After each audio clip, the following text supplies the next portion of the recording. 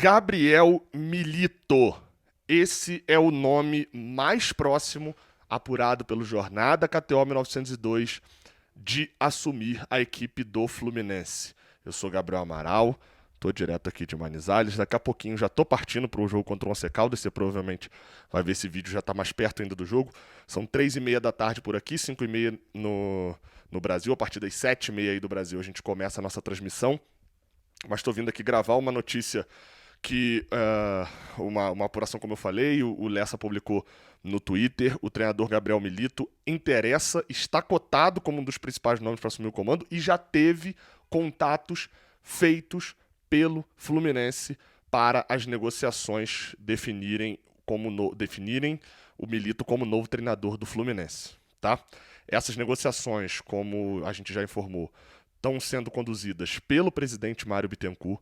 Eu pedi o Guilherme Frossard, jornalista especializado, ex-TV Globo, especializado em Atlético Mineiro, para me mandar um vídeo.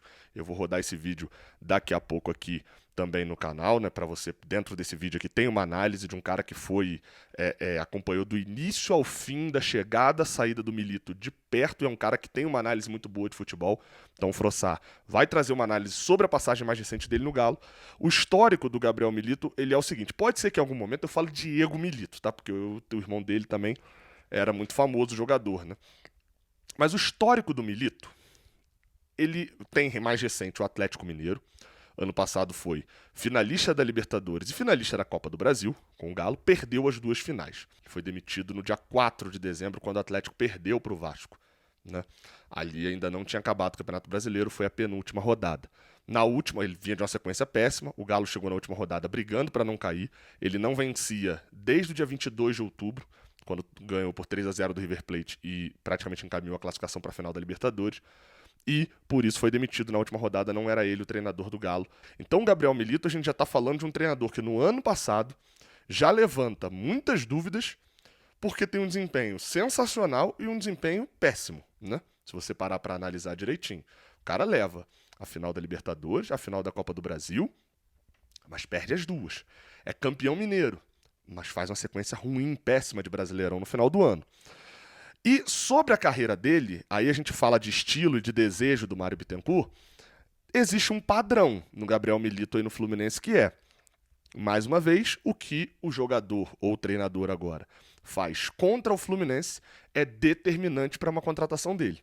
A gente já viveu isso com o John Arias, a gente já viveu isso com o Ignacio, a gente já viveu isso com o Freitas, a gente já viveu isso com alguns jogadores que passam pelo Fluminense porque se destacaram em jogos contra o Fluminense.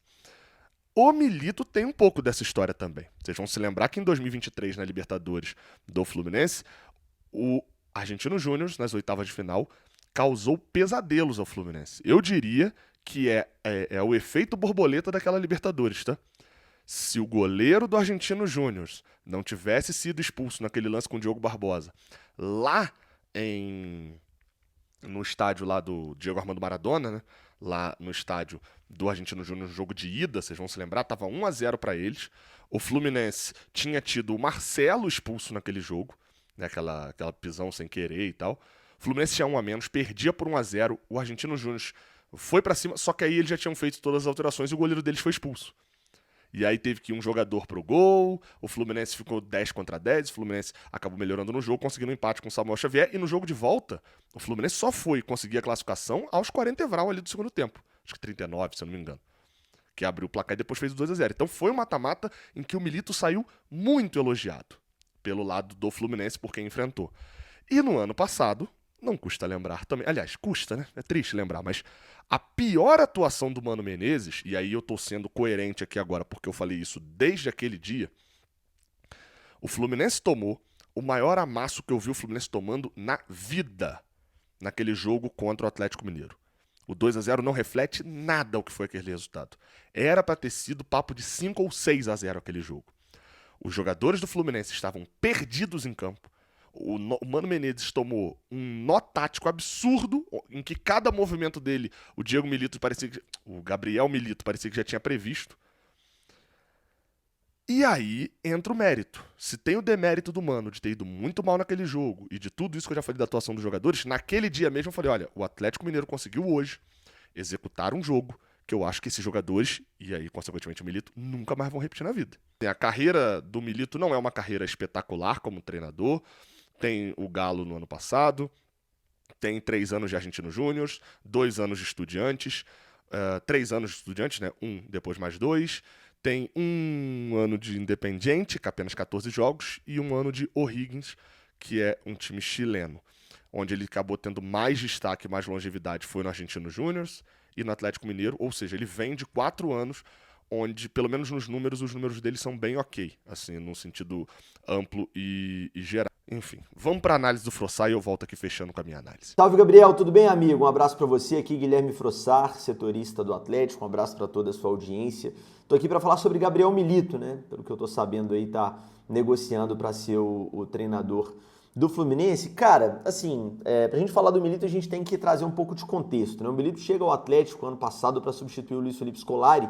O Filipão começa mal o ano de 2024, depois da semifinal do Campeonato Mineiro, o Filipão sai, o time estava jogando muito mal, sem padrão nenhum, e o Milito assume dias antes da final do estadual, era um Atlético e Cruzeiro, e muda o time completamente em poucos dias de trabalho. Assim, foi uma coisa impressionante o início de trabalho do Milito no Atlético, o Galo jogou muito bem as finais do Mineiro, é bem verdade que empatou o jogo da ida, mas virou, né, saiu perdendo no Mineirão no jogo da volta e virou para um 3-1, jogando com um zagueiro só, o Milito fez uma variação tática impressionante ali no jogo, ganhou, ou seja, chegou sendo campeão e o início dele foi espetacular no Galo. Faz uma fase de grupos da Libertadores praticamente perfeita e ganha a confiança do torcedor. O Galo vinha jogando muito bem, vencendo, chegou a ficar 10 jogos, né, só com resultados positivos aí em sequência, e depois começa a oscilar, assim, começa a cair, né?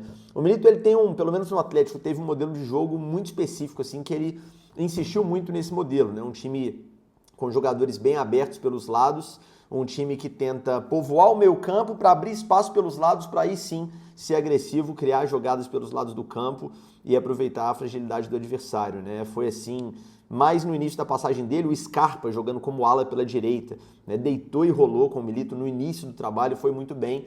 Depois o Milito sofreu com algumas questões. Primeiro, é justo dizer aquilo que não é de responsabilidade dele, né? O Milito teve um elenco curto em mãos. O Atlético chegou nas finais de Copa do Brasil e de Libertadores e o Atlético não tinha um elenco para disputar 3 competições.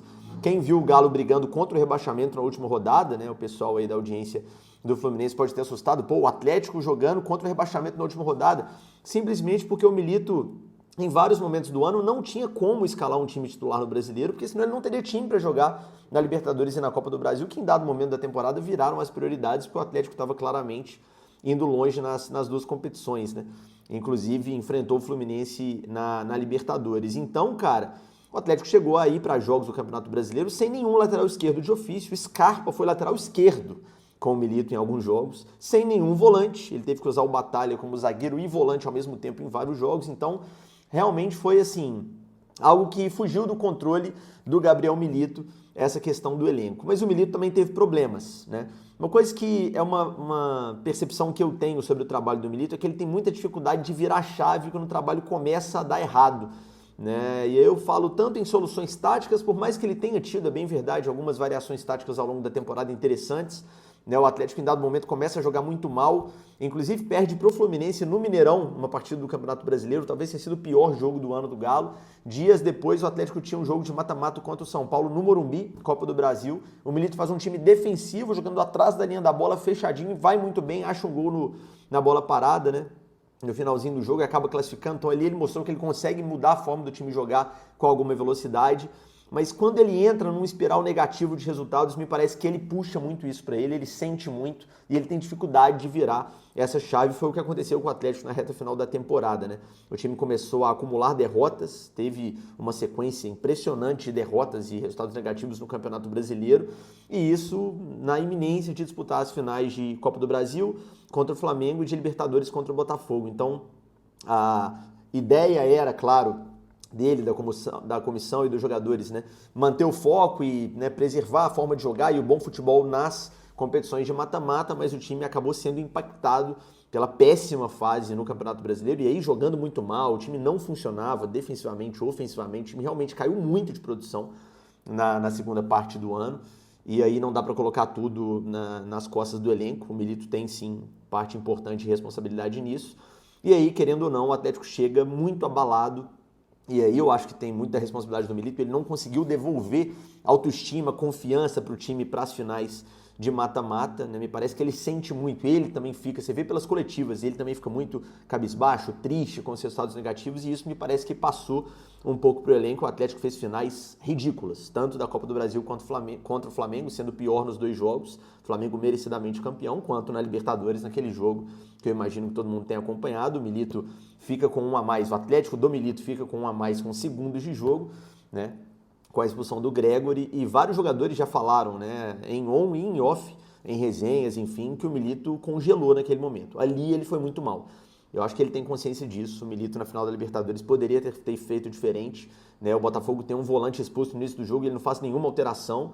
Claramente, do outro lado, o Botafogo esperou para ver o que o Atlético ia fazer, e aí quando sentiu que o Atlético não ia fazer nada e continuou tendo medo do Botafogo, o Botafogo foi ganhando terreno e construiu a vitória. Então fica uma sensação muito clara, né, aqui na torcida do Atlético, de que se fosse outro treinador um pouco mais experiente e um pouco mais corajoso naquele momento, o Milito foi muito corajoso na final do Mineiro, meses antes, mas na final da Libertadores, infelizmente, não soube reagir àquele acontecimento, que foi ótimo para o time dele, uma expulsão do adversário numa final de Libertadores com segundos de jogo.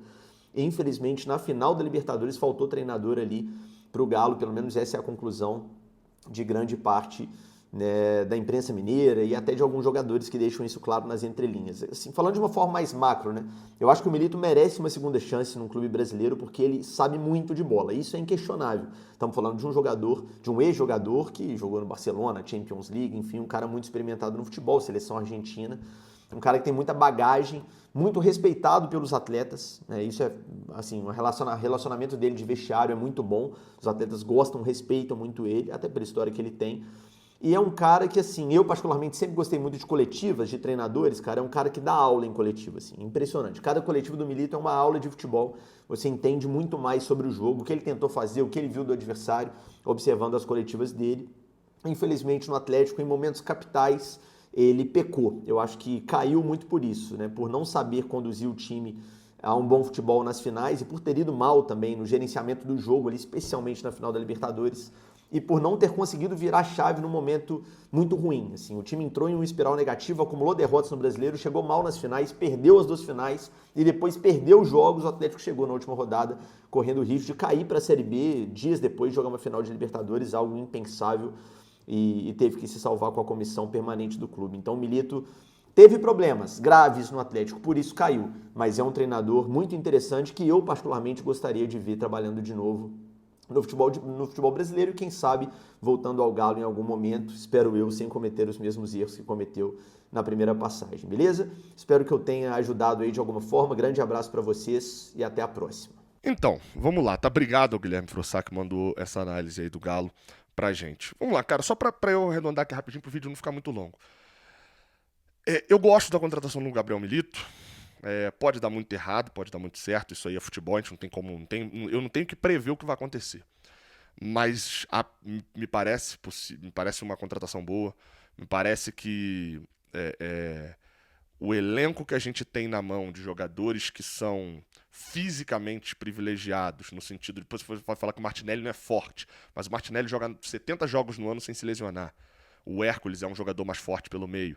A gente passou a ter também o Serna, a gente passou a ter também, óbvio, tem uma defasagem ali com o Keno, mas a gente tem o Canóbio. Isso tudo acho que vai influenciando um pouco para que a gente tenha um elenco que possa produzir esse jogo mais intenso. Então eu gosto da contratação do Gabriel Milito a princípio. O ano passado no Galo, as finais prevaleceram muito, mas não dá pra gente ignorar o fato de que foi ele quem levou até lá, e ele quem levou fazendo uma super atuação contra o Fluminense na Arena MRV e contra o River Plate na Arena MRV, e fora de casa, jogando também de uma maneira um pouquinho diferente do que ou seja, não é o cara também que se lança igual um maluco em todo jogo. Quase empatou 0x0 no Maracanã, a gente fez um gol praticamente no último lance, e empatou 0x0 lá no Monumental de Nunes. Então teve uma campanha nos mata-matas ali, uma campanha até um pouco mais sólida. Contra o Vasco é que é o problema na semifinal, né? Mas o único problema pra mim é só na coerência, tá? É só na coerência só. Hoje o GE falou que o Fluminense não estava indo no Renato e tal por causa do custo, que o Fluminense planejava gastar menos de R$1 milhão no treinador. Isso é erro de planejamento. O Fluminense paga o Diniz, vai pagar o Mano Menezes porque planejou mal e está pagando por isso. E aí agora esse dinheiro faz falta para contratar um treinador hoje. O meu problema com o planejamento do Fluminense é sério. O Fluminense no ano passado fez uma mudança de rota do Diniz para o Mano Menezes, que ok, o Fluminense era lanterna, precisava parar de tomar gol, precisava de alguém que fechasse a casinha, que jogasse como time pequeno para escapar do rebaixamento. Show! No planejamento desse ano erraram, mantiveram essa pessoa. E aí, agora, viram a chave completamente de novo. Depois de deixar esse mesmo treinador, né, o Mano Menezes, montar todo o elenco, tiram esse elenco e jogam pra alguém que tem uma ideia de futebol 99% diferente. Acho que a única coisa que a gente concorda é que a bola é redonda, provavelmente. Então, planejamento, problemático. Contratação, boa. Deixe sua opinião aqui embaixo. Tamo junto. Vem com a gente curtir a transmissão de Once Caldas e Fluminense direto aqui de Manizales. Valeu.